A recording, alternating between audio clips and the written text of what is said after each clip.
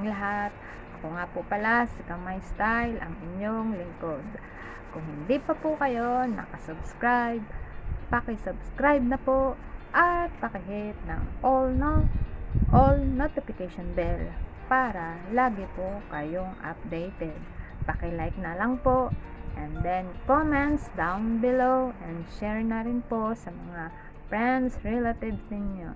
Marami pong salamat.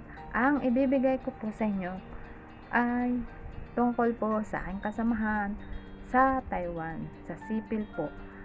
Siya po ay nagkaroon ng lymphoma cancer na tumubo po sa kaliwang leeg po.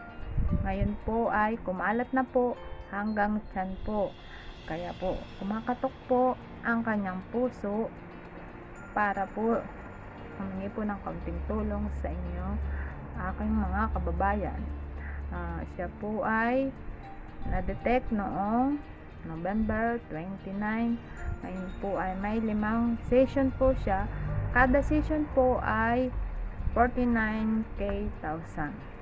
Kaya po bahala na po ang Panginoong Diyos ang magbalik po sa inyo ng kabutihan ng inyong mga puso.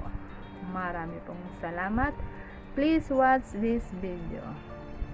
See ya.